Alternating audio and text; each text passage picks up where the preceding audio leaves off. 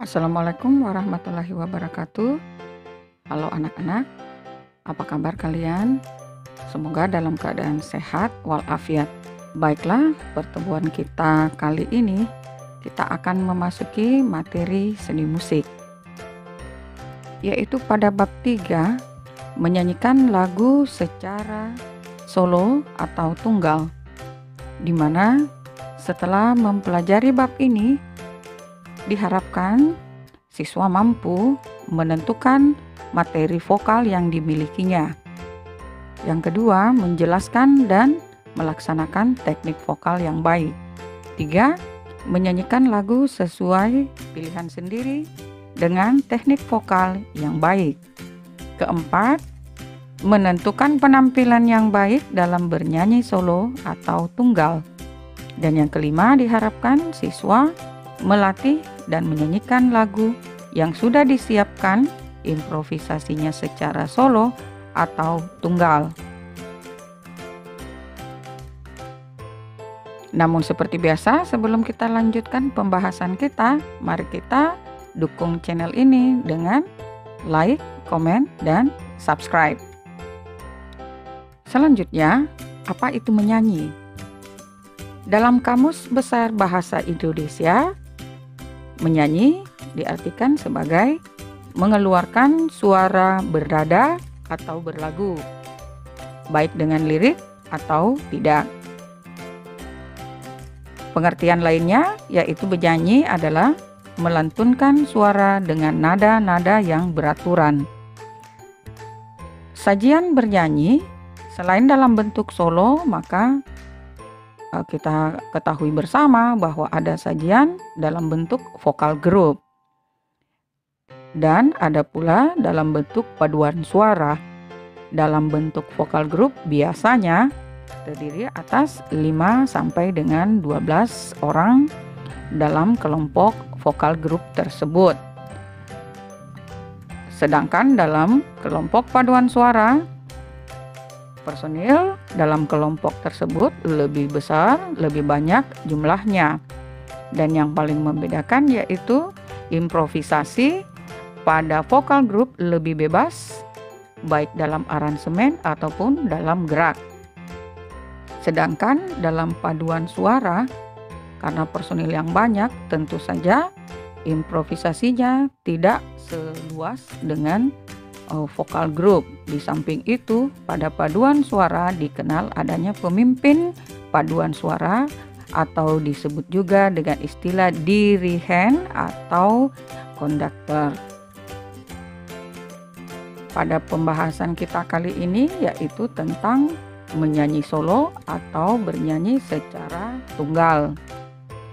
Hal-hal yang perlu kita perhatikan dalam bernyanyi yaitu yang pertama, warna suara atau timbre. Pengertiannya yaitu bunyi atau suara seorang siswa dengan siswa yang lainnya berbeda.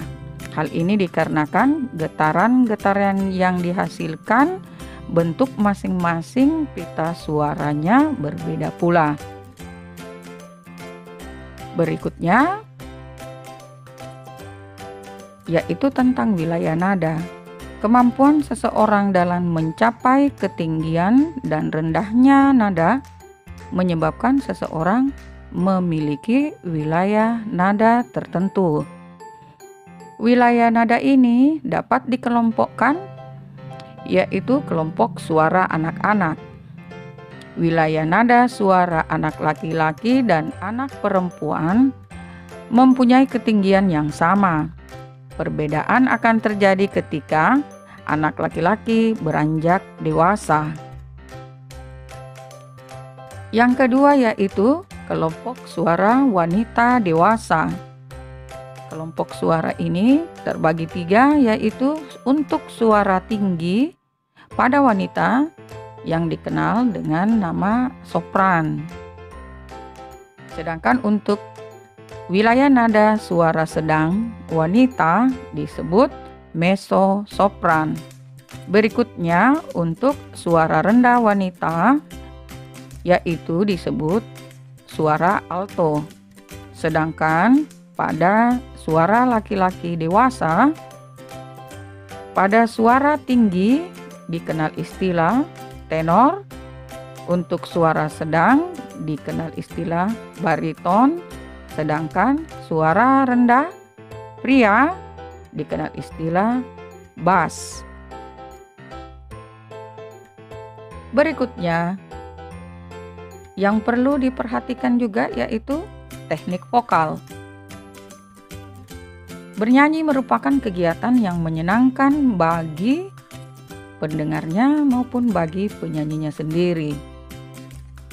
Sehingga dengan demikian maka perlu dikuasai teknik bernyanyi, mulai dari sikap bernyanyi, baik pada saat berdiri ataupun pada saat duduk. Karena itu dimaksimalkan pada postur tubuh yang baik.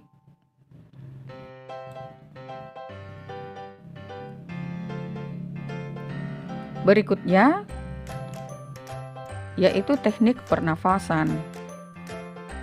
Teknik pernafasan yang baik dalam bernyanyi yaitu pernafasan diafragma. Karena pada pernapasan ini dapat memperpanjang durasi keluarnya nafas pada saat bernyanyi. Selain itu, pernafasan diafragma juga penyanyi dapat menjadikan sumber tenaga yang besar untuk mencapai nada yang tinggi. Selain itu, suara akan lebih bulat dan bening. Serta pernafasan diafragma ini, tenggorokan tidak terasa sakit dan mudah lelah. Adapun pada saat bernyanyi, postur yang benar yaitu penyanyi harus berdiri dan duduk dengan punggung yang tegap. Tubuh tidak boleh miring ke salah satu sisi. Pastikan kepala tidak condong ke belakang ataupun ke depan. Berikutnya pernapasan diafragma yang terpenting, pastikan penyanyi menghirup udara dan menggunakan diafragma. Hal lain yang perlu dilatih yaitu latihan vokal. Latihan ini dimulai dengan pengucapan. Pengucapan vokal A, E, I, O, U. Rahang tidak boleh merapat. Juga jika tidak bisa gunakan jari untuk menurunkan rahang, terus ulangi vokal sampai bisa mengucapkannya dengan mulut terbuka. Dengan latihan ini kualitas bernyanyi akan semakin baik. Dalam bernyanyi dikenal pula area-area vokal, yaitu suara kepala adalah area untuk nada-nada tinggi. Suara dada adalah area nada-nada rendah. Sedangkan suara pertengahan atau suara gabungan adalah area pertengahan antara suara kepala dan suara dada.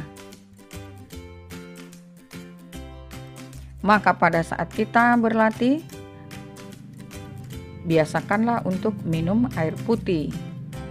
Air membantu menjaga pita suara tetap lembab dan lentur, sehingga bisa terbuka dan menutup dengan mudah.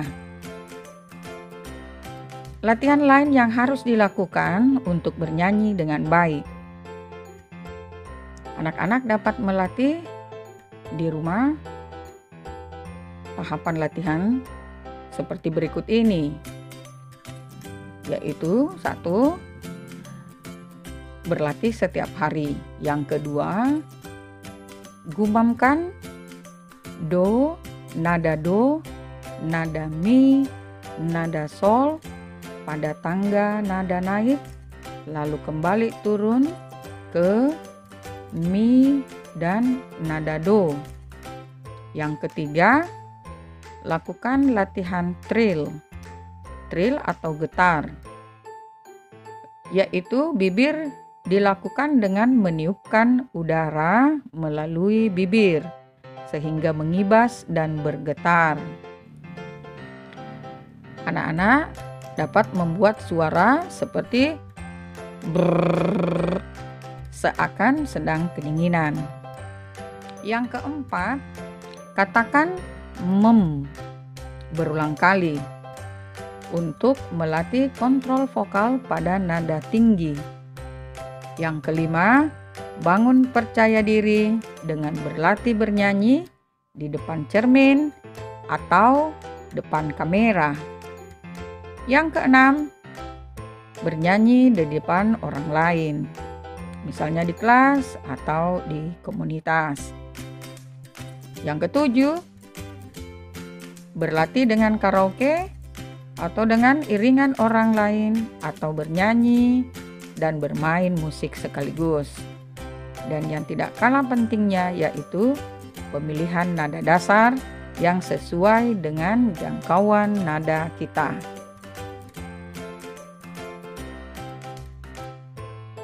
Dalam bernyanyi dikenal pula istilah resonansi, yaitu proses menggebakan suara agar suara lebih keras pada saat dikeluarkan dan sampai kepada pendengar.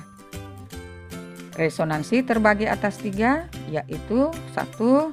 Resonansi dada, 2. Resonansi hidung, dan ketiga, resonansi kepala.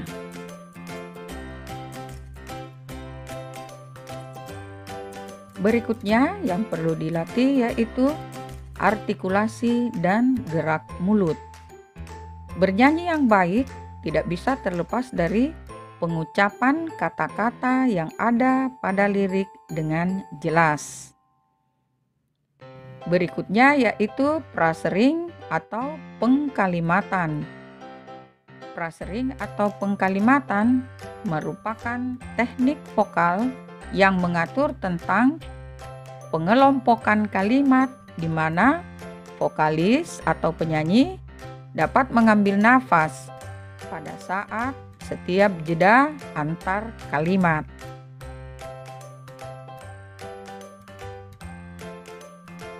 Dan berikutnya yaitu ekspresi.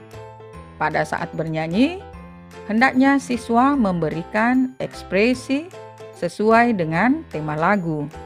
Dengan begitu, makna lagu akan lebih mudah diterima oleh pendengar. Ekspresi meliputi mimik wajah dan gestur atau gerak tubuh. Baiklah, demikian ringkasan materi kita untuk menyanyi secara solo atau tunggal. Nah, seperti biasa, untuk mengerjakan tugas, soal, ataupun untuk mendapatkan materi lengkap tentang bernyanyi, anak-anak dapat melakukan belajar mandiri di rumah dengan panduan buku seni budaya kelas 9 bab 3 yang tersedia pada kolom deskripsi. Kita akan bertemu pada lanjutan materi kita pada video pembelajaran berikutnya. Terima kasih untuk perhatian anak-anak semuanya. Ibu ucapkan selamat belajar. Assalamualaikum warahmatullahi wabarakatuh.